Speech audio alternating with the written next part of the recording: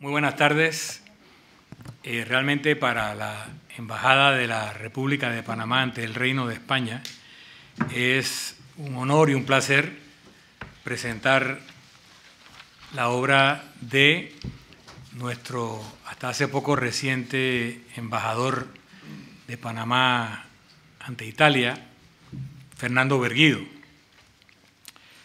El 15 de octubre de 1962 nació Fernando Berguido en Panamá y en mi casa hubo una gran celebración porque yo cumplía un año exactamente ese día.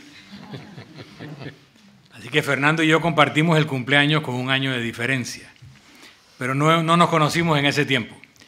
Nos conocimos unos 17 años después, 18 años después, en la Universidad Santa María la Antigua, en donde ambos cursamos la carrera de Derecho y Ciencias Políticas.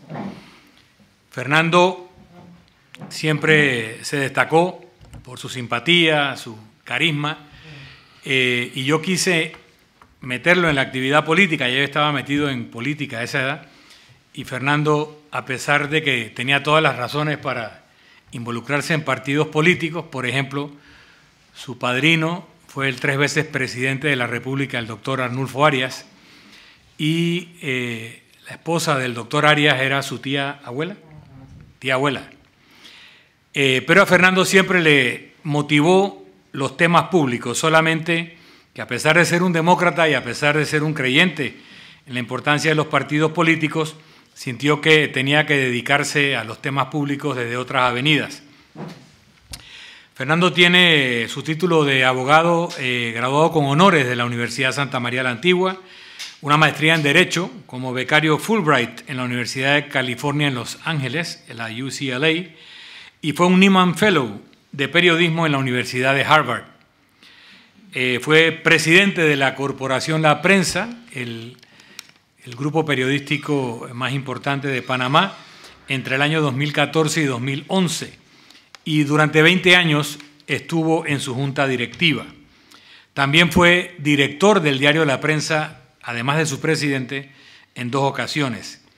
Fue miembro de la Comisión de la Verdad, una de las pocas instancias públicas que aceptó un nombramiento de un presidente. La segunda fue la embajada en Roma, y una comisión que buscaba determinar de forma fehaciente y además responsable qué fue lo que pasó durante los 21 años de la dictadura militar. También fue presidente del capítulo panameño de Transparencia Internacional del 2000 al 2005, en cuyo periodo redactó el proyecto original de la actual ley de transparencia que rige en nuestro país. Es vicepresidente de ILDEA, donde también compartimos un tiempo en que me invitaron a ser parte de esa institución. Es el Instituto Latinoamericano de Estudios Avanzados. Fue catedrático de Derecho Constitucional en la USMA y miembro fundador de las juntas directivas del Museo del Canal de Panamá, la Fundación Calicanto para la Preservación del Patrimonio Histórico, el Museo de la Biodiversidad y de la Fundación para el Desarrollo de la Libertad Ciudadana. También es miembro del año 2014 de la Junta Asesora de la Fundación Nieman de Periodismo de la Universidad de Harvard. Este es el segundo libro que presenta Fernando. El primero es Una vida póstuma, en el 2013, y ahora Anatomía de una trampa. Fernando se ha entregado a estas labores aún en momentos de dificultades de salud, como ustedes podrán leer en sus 2 obras, en las que con mucha franqueza hace mención de esta circunstancia. Y a pesar de eso, cuando otras personas tal vez dirían, ya he dado suficiente, me voy a dedicar a mí, Fernando sigue ofreciéndole al país su experiencia, sus ideas, sus opiniones y su lucha.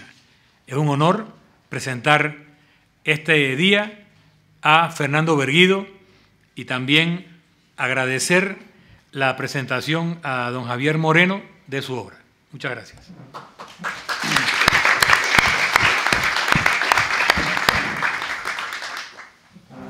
Empiezo ya. Embajador, muchas gracias. Gracias a todos por estar aquí. Me van a permitir un cierto excurso que en algún momento quizá parezca que me estoy yendo demasiado, pero no se angustien porque tiene que ver con lo que les quiero contar y acabaré volviendo a la razón por la que estamos aquí, que es el libro de Fernando. Siempre digo cuando voy a presentar un libro, y la verdad es que lo he hecho bastantes veces, que es una presentación de un libro, porque no se va a poner uno a contar el libro. Antes había buenas razones para no ponerse a contar el libro, que es básicamente que ustedes compren el libro y que lo lean. Si lo cuento yo aquí, digamos, la cosa tiene menos gracia. Ahora, en los tiempos de Netflix, pues es más fácil. Todo el mundo entiende que no queremos hacer spoilers, entonces no queremos contarles el final del libro, aunque el final del libro ya todos ustedes lo conocen.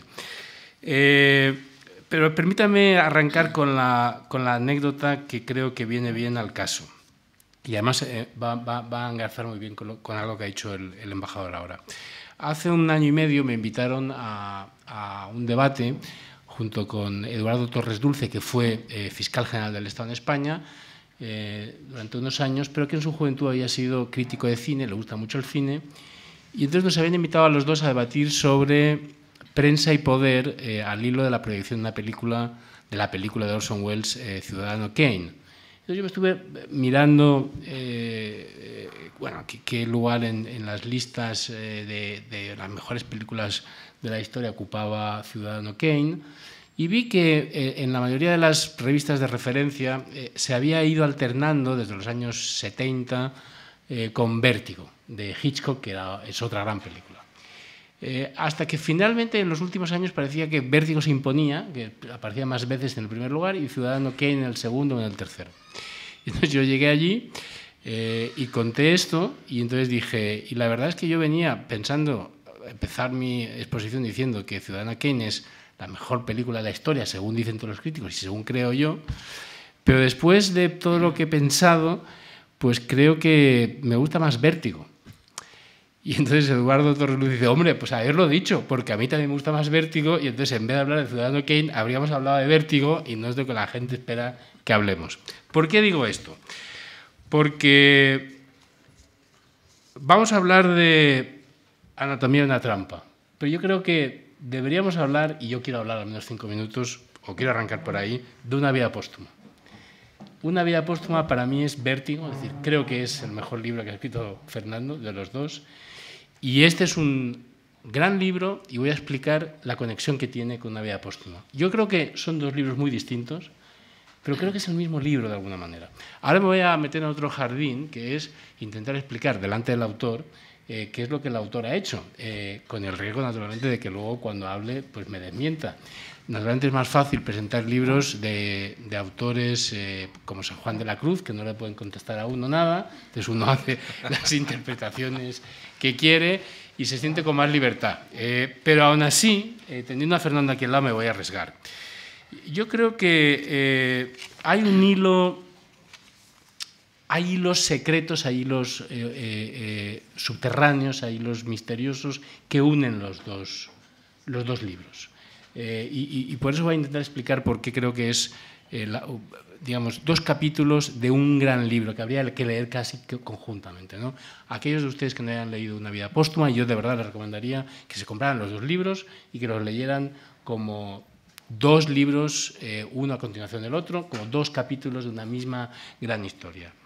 Naturalmente ya en Una vida póstuma estaba la atmósfera, estaba la política, estaba Panamá, pero estaba también ese golpe duro en la vida, que fue la enfermedad, ese tesón por superarla, esas ganas de salir adelante, estaba la supervivencia, estaban también las relaciones personales. Está David aquí sentado en primera fila, que también en ese libro ocupan un lugar importante. Y todos esos temas están presentes también de forma sutil y continuada y dan paso, digamos, es como el fresco que intuimos en el primer volumen aparece desplegado en el segundo. Yo creo que además que desde luego en anatomía estos dos temas no son centrales. el tema central es la corrupción y la historia de corrupción de la que vamos a hablar ahora, pero sin ese libro primero, sin esa valentía, sin esa expresión de esa tenacidad, de esa pugna por la lucha, sería difícil entender el segundo libro. Y ahora explico por qué.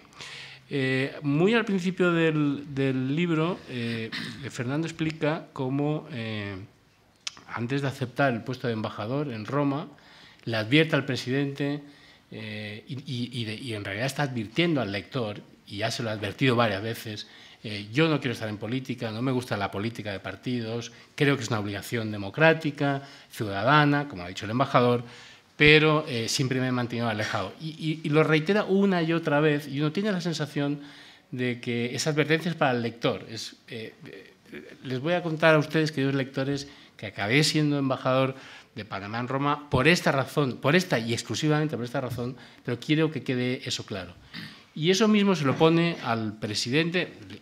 No estoy destripando el libro porque el libro es mucho más. Pero al principio del libro, Fernando tiene una entrevista con el presidente de la República en la residencia del presidente, donde un domingo, si no me equivoco, que acaba a las 11 de la noche, donde sales aceptando el cargo de embajador. Pero antes ha escrito una carta que le ha entregado al presidente, advirtiéndole que la va a hacer pública, en la que explica esto que estoy contando. Es decir, que él no aspira a un cargo político, ha tenido ocasiones en su vida anterior de tener cargos y siempre lo ha rechazado, y que lo hace por compromiso con su país y por la necesidad de que se aclare una verdad que, como veremos ahora, es fundamental.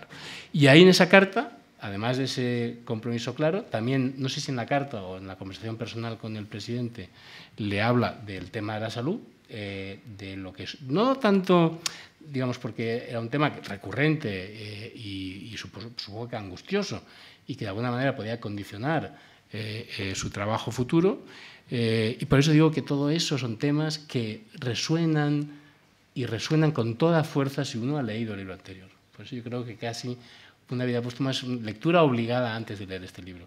Si no, naturalmente el libro se entiende, el libro es maravilloso, y ahora entraré, pero esos dos temas resuenan con fuerza, con toda la fuerza dramática, con toda la profundidad que tienen si uno ha leído el tema anterior, el libro anterior. Y está el tema de la salud, el tema del compromiso con el país por encima de las líneas partidistas, y está el tema de la relación personal, y vuelve a salir David, muy al principio del libro, ya no vuelve a salir, pero él está ahí. Y esa carta y esa conversación es una advertencia al presidente de la República y es una advertencia al lector también. Este es mi compromiso con la vida y quiero que ustedes lo sepan y que está aquí. Y esto, de alguna manera, es necesario que ustedes, al presidente de la República, pero es necesario que ustedes, los lectores, lo entiendan si quieren entender de verdad la carga de profundidad que supone este libro. Y por eso me he permitido hacer esa conexión entre los dos libros. Yo creo que para hacer cualquier libro, lo que no quiere decir que todos los libros cuenten con eso, se necesita tener una idea y tener una convicción. Y yo creo que Fernando tiene ambas, tiene en este libro. Tiene una idea y tiene una convicción. La idea es de cómo ha de ser un país, cómo ha de ser una sociedad, cuál ha de ser la relación de esa sociedad y de ese país con la verdad, cuáles son los mecanismos democráticos para establecer esa verdad y cuál es el compromiso de los ciudadanos que creen en esa sociedad. Esa es la idea que él tiene de cómo debería ser un país, una sociedad, en este caso cómo debería ser Panamá. Y tiene una convicción, y la convicción, estoy hablando de que un gran libro necesita una idea y una convicción. La idea es esta, y la convicción es que para lograr eso hay que actuar. Hay que actuar pese a todo, pese a las resistencias. Yo creo que esas advertencias que se repiten en varias ocasiones al lector, al presidente de la República: yo no tengo un compromiso político con un partido, tengo un compromiso con la verdad, tengo además un problema grave de salud y además tengo una relación que me puede condicionar de alguna manera. Quedan ustedes todos advertidos. Esos son como expresiones inconscientes de la resistencia a la llamada que siente Fernando de actuar, de irse de embajador a Roma por una causa concreta, que ahora explicaremos el tema de la corrupción, y de contar y de escribir el libro. Cuando uno tiene que escribir un libro, cuando uno tiene que tomar una decisión, cuando tiene del calibre de las que tomó Fernando, pues naturalmente que hay resistencias. Pues estoy mejor en mi casa, a ver quién me llama, yo dónde me meto. Entonces, la manera de... entonces, uno puede hacer explícitas esas resistencias de forma muy vulgar, muy explícita, o lo puede hacer de forma muy sutil. Y Fernando lo ha hecho de forma muy sutil. No ha dicho, yo siento una resistencia, pero esas advertencias repetidas al presidente de la República, pero que uno intuye que es al lector del libro y a la sociedad panameña, es esa parte de la convicción que él siente de actuar, de contar y en última instancia de vivir la aventura que ha vivido y que ha dado pie a este libro.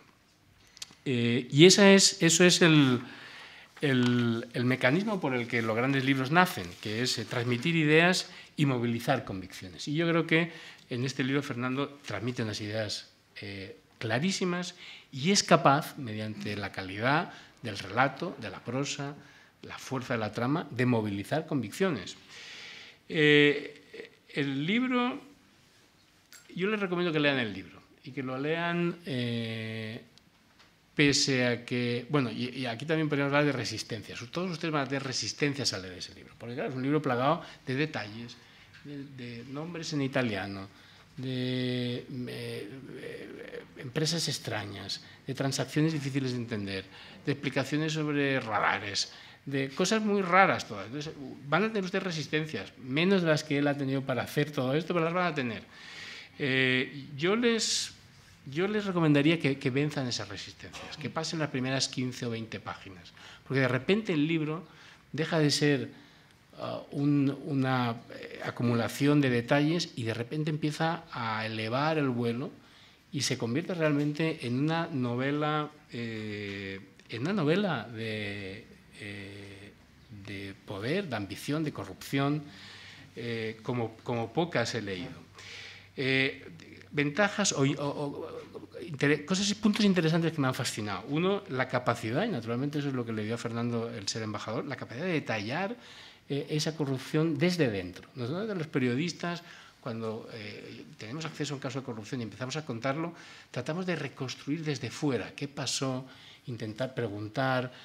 Claro, Fernando cuenta la historia de dentro. O sea, asistimos al momento en el que comienza el embrión de esa corrupción gigantesca que se destapará años después. Naturalmente es un gran relato. Finmeccanica, que es, digamos, la empresa central italiana que está en el centro de la trama de corrupción, naturalmente a uno le puede parecer que bueno, es una cosa italiana que nos interesa poco, pero creo de verdad que lo increíble de la trama, la fuerza de los personajes, convierten esto, le dan un vuelo mucho más elevado del que uno podría... Uno puede pensar que esto es la explicación, hay muchos libros así, de un caso de corrupción en concreto. Entonces, o si uno está muy interesado en ese caso de corrupción en concreto o en esa historia en particular, se lee el libro y si no se lo lee, no se lo lee. Yo creo que este libro, lo que Fernando ha logrado es que sea casi como una metáfora de toda la corrupción. Y ahora voy a exagerar, porque como dice un amigo, cuenta y exagera. Bueno, pues entonces yo voy a exagerar. Casi de la corrupción universal, y ahora entraremos en eso.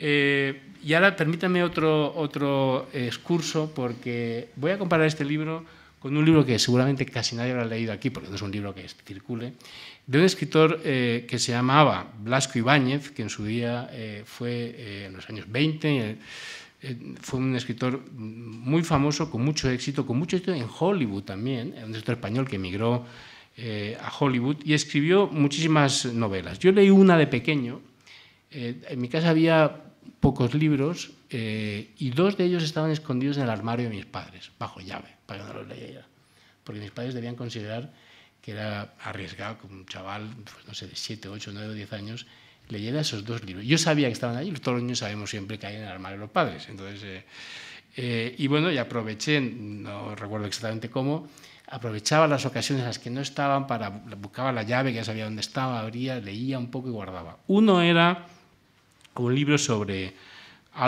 de Álvaro de la Iglesia, que es un escritor malísimo español. El libro se llamaba Fulanita de Tal y era un libro sobre prostitución. Entonces yo leí el libro entero, no entendí el título, no entendí nada del libro, nunca, no sabía lo que era la prostitución, no entendí nada. Y no entendí sobre todo por qué se guardaba ese libro bajo llave en el armario de mis padres. El otro libro era A los pies de Venus, de Blasco Ibáñez. Y ese, cuando empecé a leerlo, sí entendí por qué estaba bajo llave. Entonces, y ahora entenderás por qué traigo aquí A los pies de Venus, de Blasco Ibáñez.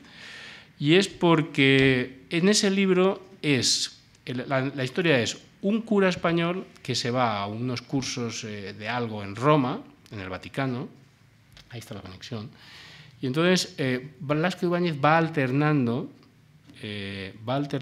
capítulos. En unos capítulos cuenta la historia de los Borgia en Roma, la corrupción, el disparate, los excesos. Y por otro cuenta la historia del cura. Claro, la historia del cura, yo no recuerdo ya nada, porque me fascinó tanto la otra historia que uno no se acuerda de la historia del cura. Creo que eran algunos amoríos del cura, pero en fin, nada de ningún interés, ¿no? Claro, cuando uno empieza a leer aquí, de repente se encuentra, además es que me vino a la cabeza, primero una intuición, hay un momento en la página 36 donde ya comienzas a hablar de la historia de los Cenci, se pronuncia, Cenci. Los Cenci, y entonces empieza a explicar, bueno, es una historia también muy romana, y en un momento dado dice que la historia había empezado porque ya matan, bueno, es una historia de los tiempos de, dime qué papa era, Clemente VII. Bueno, y entonces en un momento dice, un cura sin mayor experiencia sospechó de inmediato que había sido asesinado, hablando del Cenci padre, ¿no? Y ahí dije, bueno, esto es que me empieza a sonar a la estructura de A los pies de Venus, donde realmente lo que hacía Blasco Ibáñez era demoler la estructura de la Iglesia basándose en la corrupción permanente de la corte de los Borgia. Pero es que, claro, en la página 120 y 121, que no voy a leer entera, pero es que aquí realmente ya se mete Fernando a fondo con los Borgia y habla que, bueno, gracias al vínculo con el Papa Borgia, el joven Alejandro Farnesio tuvo una carrera meteórica dentro de la Iglesia, tanto es así que fue nombrado cardenal a los 25 años de edad. Hubo antes que ordenarlo sacerdote. Yo había leído todo eso en el libro de Blasco Ibáñez. De repente empezaba a resonar. Y me di cuenta que Fernando lo que estaba haciendo, seguramente sin haber leído a Blasco Ibáñez, es mezclar dos historias. Una, la que quiere contar realmente, que es la corrupción de un presidente panameño con una empresa italiana, pero que, casualidad de la vida, él se encuentra en Roma, que de alguna manera es el símbolo de esa corrupción eterna y permanente del ser humano. Por eso digo que este libro, no se dejen engañar, no es solamente un libro sobre el caso Finmecánica o la corrupción de Martinelli. Habrá más libros sobre Martinelli, en fin, se escribirán muchas más cosas. Esta de verdad creo que es, utilizando ese caso, utilizando un caso concreto, explicando una corrupción del presidente de Panamá, detallando los mecanismos por los que esa corrupción fue posible, creo que está contando una historia más universal, más elevada, más duradera. Este no es un libro que se vaya a agotar cuando sepamos todo de Martinelli. Este es un libro que va a durar, creo yo, más allá que la memoria del propio Martinelli. Porque utilizando la anécdota de Martinelli, la anécdota de muchos millones de dólares de Martinelli, lo eleva hasta categoría universal. Esta Roma, bueno, para mí además me he encontrado no solamente con Blasco Ibáñez y con todo lo que estoy contando, me he encontrado con muchos protagonistas. Reproduces una entrevista de Carlo Bonini, el periodista de La República, con una escort de Berlusconi. Carlo y yo somos amigos, yo trabajo mucho con La República, y de repente empezaba todo a resonar de forma extraordinaria. Y lo que venía, ¿por qué digo que esto se eleva por encima de un caso de corrupción, por grande que sea y por mucho que el protagonista sea el presidente de Panamá? Por lo que decía antes de categoría y ejemplo. Cualquier libro que aspire, digamos, a trascender la coyuntura. Yo creo que cuando uno se pone a escribir un libro, aunque no sea consciente de ello, siempre aspira a eso. O sea, Fernando seguramente cuando estaba escribiendo este libro, por eso hizo ese esfuerzo de incluir Roma, el símbolo de corrupción eterna que Roma puede suponer, y daré otro ejemplo de eso después. Por eso hace ese esfuerzo, porque él, yo creo que consciente o inconscientemente, y me estoy metiendo en otro jardín porque lo tengo al lado y le podría preguntar, intenta trascender ese aspecto coyuntural que siempre tienen necesariamente estos libros, y lo logra completamente, porque tiene naturalmente, y volviendo, para lograr eso tienes que tener un ejemplo estupendo. En este caso tenemos como ejemplo Martinelli, Finmecánica, la corrupción, pero tenemos también una categoría, que es la corrupción. Naturalmente ayuda mucho que la parte del ejemplo sea un villano, digamos, de manual, como es Martinelli, precursor o contemporáneo de Berlusconi y claramente antecesor. No estoy hablando de la parte de corrupción, no me van a enviar ninguna embajada, ningún abogado todavía del presidente Trump, pero sí en los mecanismos políticos, en la manera de abordar la realidad, en la manera de abordar la relación con los medios de comunicación. Desde luego la corrupción también es de manual, no solamente en Panamá, sino en toda América Latina. Yo creo que Fernando también ha descrito con una precisión extraordinaria, y creo que casi de médico forense, cómo funcionan los mecanismos, cómo es posible, cuáles son las condiciones de posibilidad para que se den corrupciones de esta escala, y creo que esa descripción sirve para cualquier país de América Latina. Y desde luego no se puede... No, hay algo que se me había olvidado que quiero decir antes. Sí, no, exactamente. Desde luego, cualquier persona interesada en cómo funciona la corrupción, no ya en Panamá, insisto, no ya en Panamá o no ya en el caso Martinelli, en general, en América Latina, bueno, o en Italia, porque anda que no hay aquí ejemplos italianos, de verdad es un libro de lectura obligada. Y desde luego, ya por acabar, desde luego, para intentar convencerles de que lo lean, aunque no estén interesados en Panamá, aunque no estén interesados en Martinelli, aunque no estén interesados en el caso Finmecánica, quiten Panamá y pongan cualquier país de América Latina, quiten Finmecánica, y sirve para toda América Latina. Y yo sé que los políticos se van a quejar, los embajadores también, y yo sé que los empresarios se van a quejar. Y van a decir que todo el mundo no es igual. Naturalmente que no. Y yo, además, lo digo aquí, yo estoy a favor del capitalismo y del libre mercado. Pero, honestamente, a veces nos lo pone muy difícil. Y leyendo este libro uno entiende cuáles han sido los grandes pecados que ha cometido la clase política o la clase gobernante en general en América Latina y en Panamá en particular. Y ya para acabar, claro, lo que estaba diciendo antes, uno puede hacer una categoría, pero necesita un ejemplo maravilloso para construir esa categoría. Yo creo que Fernando ha construido una categoría extraordinaria con este libro, pero ha partido de un material de base que yo creo que no se puede pedir más, ¿no? Si uno se pone a escribir un libro sobre corrupción, ¿qué más puedes pedir? Un villano como Martinelli, un escándalo como el de Finmecánica, que todo eso transcurra con Roma. Bueno, hablando antes que me olvido de Roma, esto que les he dicho antes de los Borgia, yo estaba pensando en eso y estaba pensando, claro, es que realmente uno no puede pedir más, que todo esto además suceda en Roma. Y yo decía, y esto Fernando lo tiene que decir, y efectivamente lo dice. Uno casi ya al final, a ver si soy capaz de encontrarlo, porque he tomado tantas notas que no... Aquí está. Entonces, casi al final dice, permítame que les lea este párrafo entero, porque realmente es un párrafo extraordinariamente muy bello y que creo que condensa todo lo que les estoy diciendo y todo lo que Fernando ha intentado decir en el libro. Salía Fernando de un edificio judicial feo y dice, qué feo es este edificio y cuánta corrupción hay aquí dentro. Y ahora viene el párrafo, dice, ese contraste de la fealdad de ese edificio, se me vino a la cabeza por lo obvio que resultaba, por lo indigno que era.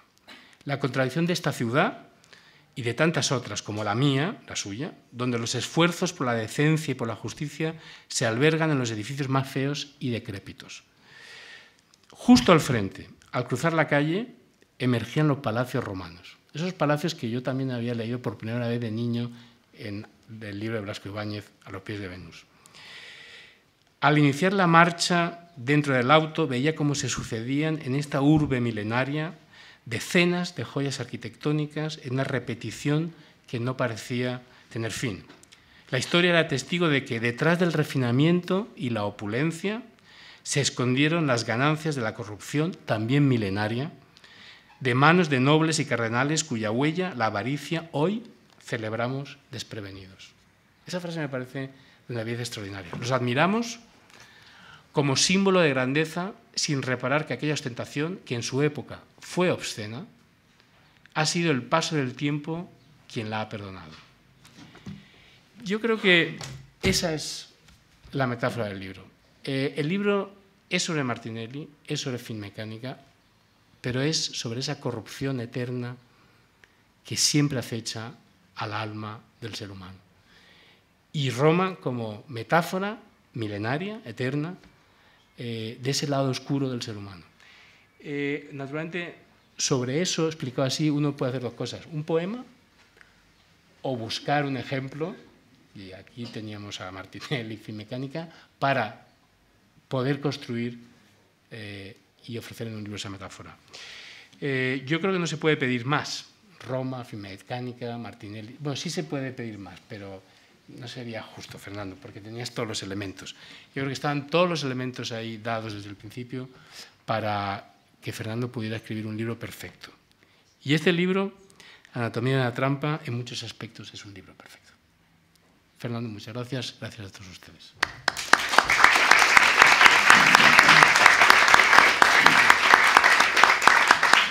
Y ahora la parte de quién es Martinelli, la corrupción, las implicaciones para Panamá, eso se lo dejo a Fernando.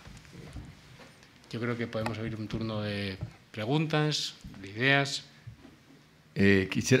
Gracias, embajador, muchas gracias por sus generosos comentarios personales y a Javier por esa maravillosa y generosa presentación de la obra.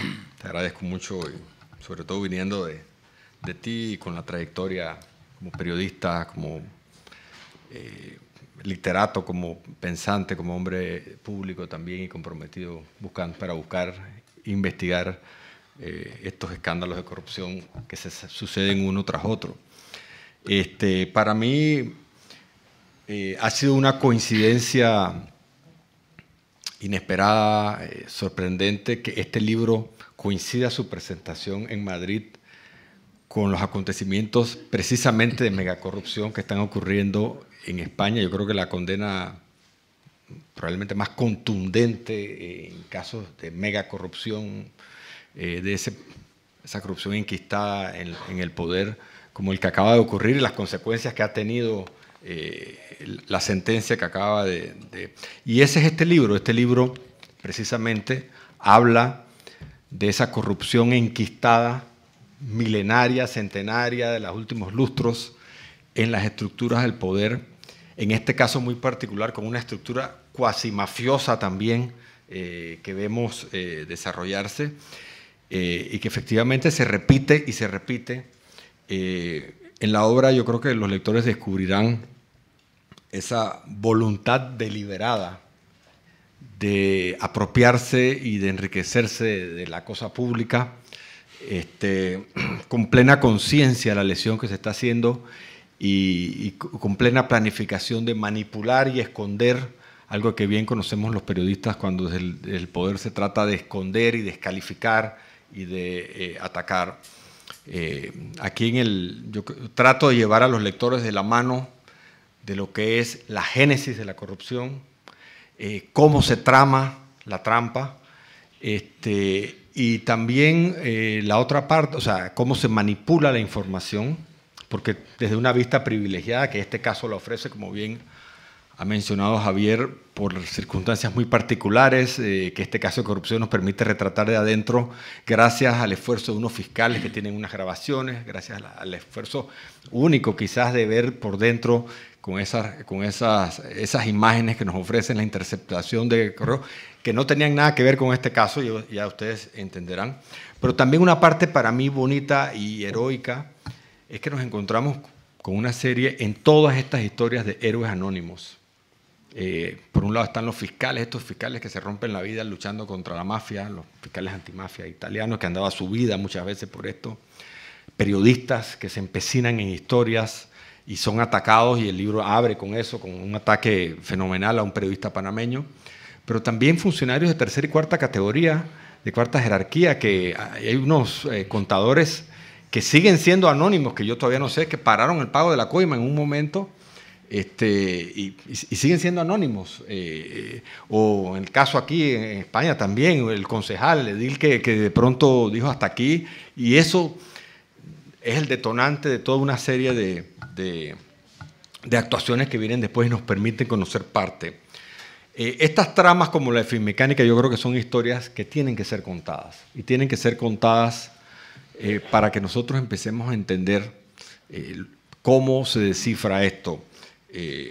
Bien lo ha señalado Javier, yo he presentado esta obra en Bogotá, en la Ciudad de México, y todos los lectores, los periodistas apenas lo leen, encuentran enseguida una familiaridad con lo que están viviendo cada uno de estos países. E inmediatamente, nada más es cambiarle el nombre de Panamá por Colombia, Panamá por México, Panamá, Martinelli por el presidente de turno, por el presidente de la empresa constructora, y se repite una y otra vez, porque realmente no es un retrato, y la intención de esa no es un retrato de Panamá, es un retrato que se repite de las estructuras de poder y de las estructuras de corrupción. Por ejemplo, ¿cómo se explica que aparezcan como protagonistas de esta historia, de este mega escándalo, un Silvio Berlusconi y un Ricardo Martinelli, los dos hombres más ricos que jamás fueron electos en sus países? No hay precedente ni hay comparación, y sin embargo presiden probablemente las administraciones más corruptas en sus países. ¿Cómo se explica esta situación? Además, con todo lo que viene, que eran las entrevistas que he dado hoy, que retratan un poquito estas personalidades de millonarios exitosos que entran a la política porque deciden, nosotros vamos a darle la fórmula que teníamos en nuestras empresas a la vida pública, que está tan desacreditada. Somos millonarios, no necesitamos robar, no necesitamos... y terminan presidiendo los gobiernos probablemente más corruptos de la historia, minando las instituciones democráticas que lo permitieron. En un populismo, nosotros en América Latina estamos acostumbrados a los populismos de izquierda, esto es un populismo de derecha, un fenómeno nuevo. Y si ustedes ven, atacando la prensa, utilizando los fake news, las verdades alternativas. Y si a ustedes les resuena que esto está pasando ahora mismo en otro lado del mundo, en Washington, es así. Cuando los panameños empezamos a ver los primeros tweets del presidente Trump, nos acordábamos lo que habíamos visto 4 años antes de la misma experiencia que vemos. Y los italianos, bueno, yo menciono, Berlusconi no tenía tweet, pero tenía sus maneras de mandar exactamente los mismos mensajes. Yo cito una obra española, 1619, La desordenada codicia de los bienes ajenos. Estamos hablando de 1619, de un Carlos García de Zaragoza, contemporáneo casi de Cervantes. Una de esas novelas picarescas que el tema principal de la obra es el robo, es la apropiación de lo indebido. Él enumera todas las reglas que rigen a las cofradías de pícaros y los delincuentes de entonces. 1619 esta obra. Fue mucho más popular en Inglaterra y en Francia de lo que fue en España.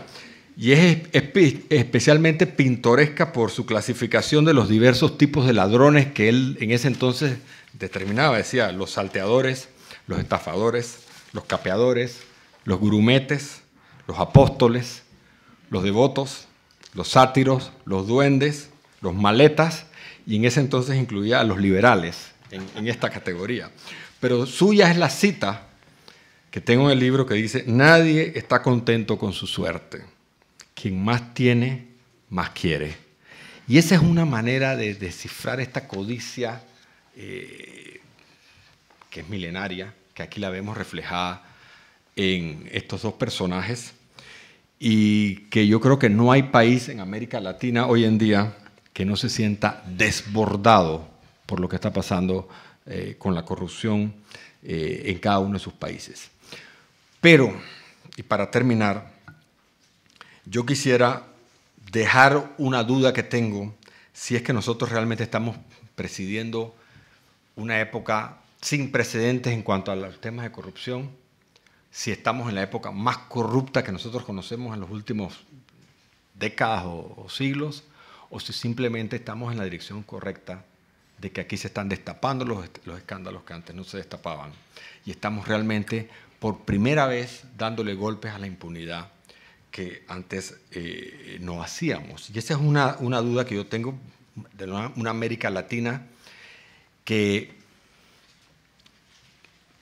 si es cierto, uno busca los relatos. López Obrador acaba de decir que la única persona condenada en México, el único presidente condenado en México por corrupción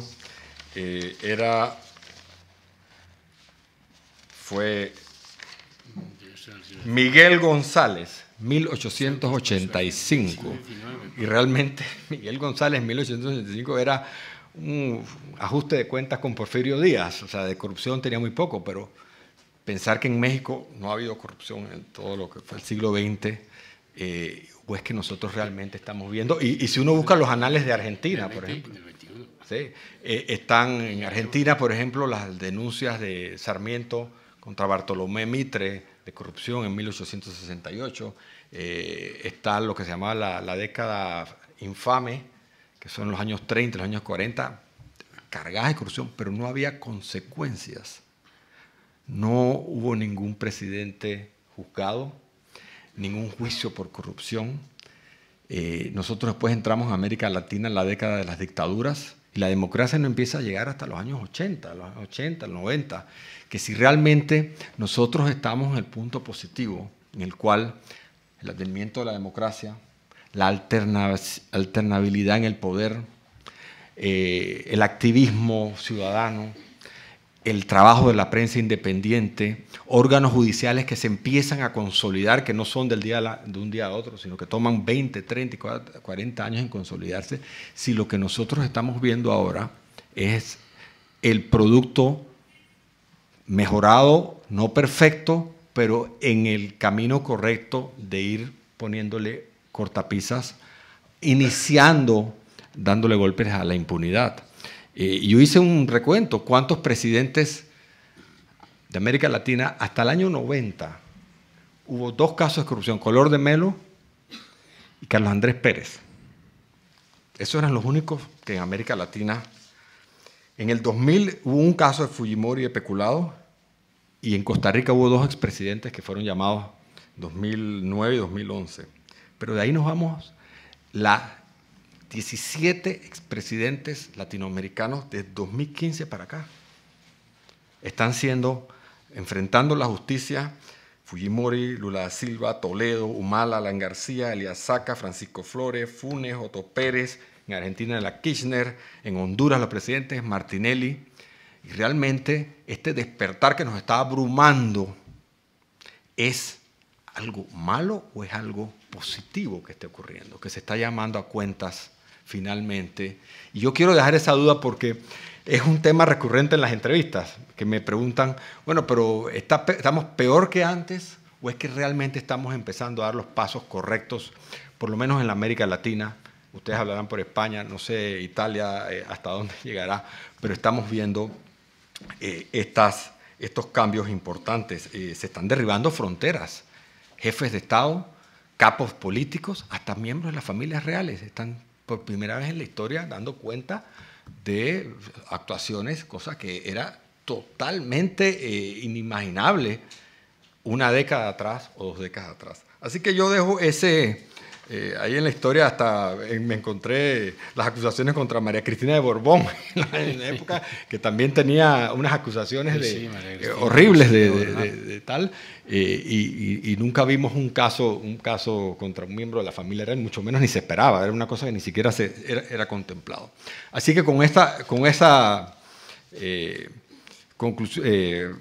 pregunta que dejo en la sala, y a los periodistas que están aquí y a todos los que nos han acompañado, les agradezco nuevamente, embajador Javier, la presentación. Si hubiera alguna pregunta, con mucho gusto, sí, abro, si alguien quiere hacer alguna pregunta, con mucho gusto, sí.